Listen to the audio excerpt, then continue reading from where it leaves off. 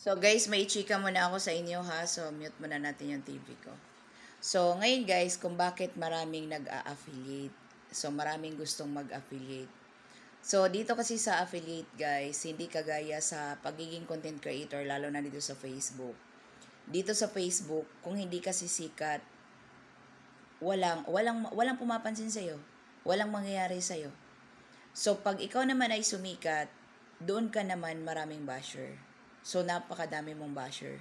Pag ikaw naman ay sumikat dito sa Facebook. At dito sa Facebook, lahat na lang ng bagay or kung ano yon na lalo na't kilala ka na, lahat na lang sisilipin sa'yo. Ultimo mga old videos mo, old pictures mo, kakalkalin sa'yo, lalo na pag sikat ka na. So, dahil dyan, so maraming content creator or mga ano na ayaw kagaya, lalo na sa akin, kasi ako naman is, yes, nagko-content ako, pero more on tutorial naman ako dito, 'di ba? So, hindi naman ako totally yung lahat ng lifestyle, lahat ng ano, dito pang pobre lang naman na lifestyle yung sinishare ko. Oy, kay pobre medyo ta. So, hindi ako ano masyado sa content na lifestyle, guys.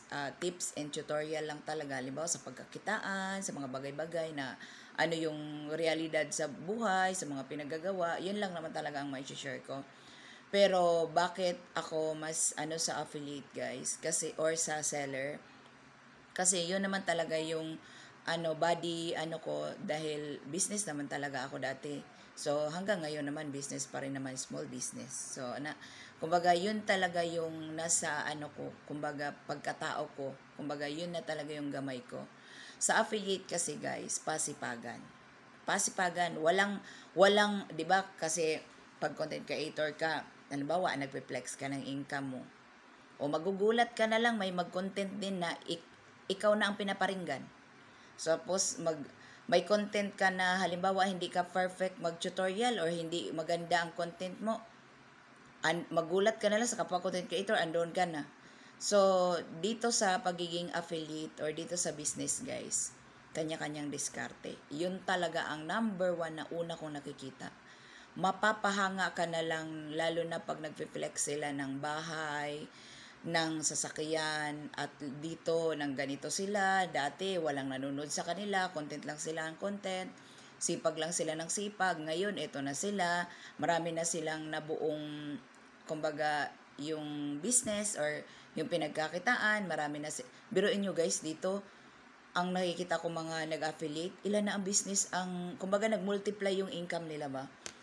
Yun talaga, na-inspired ako. Yung iba naman nakabili ng mga house in lot, yung lot lang or house in lot. Ang dami ditong nagpe-flex. Yung dating ganito ka, ganyan ka na ngayon. Kumbaga may inspired ka. Yun ang kinagandahan ko talaga dito sa TikTok affiliate or sa seller. So, yun talaga guys, kaya na-inspired ako kasi ako yung taong nai-inspired sa kung anong nararating ng aking kapwa. Dito kasi sa pagiging content creator, wala eh. Pagka magkamali ka, sisilipin ka, gagawaan ka ng ano.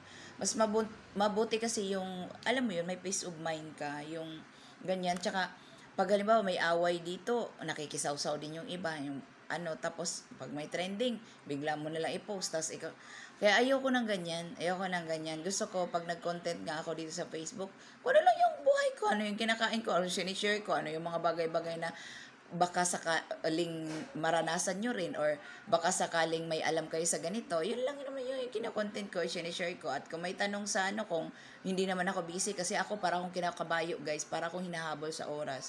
So kulang pa yung oras ko, kaya ngayon, pagod na pagod ako guys, naglaba, naglinis, alam niyo naman, lahat, asikaso, gusto ko kasi maayos lahat, yung bang paghiga mo, okay na lahat, wala ka nang iniintindi na mayroon ka pa pala dong tatapusin.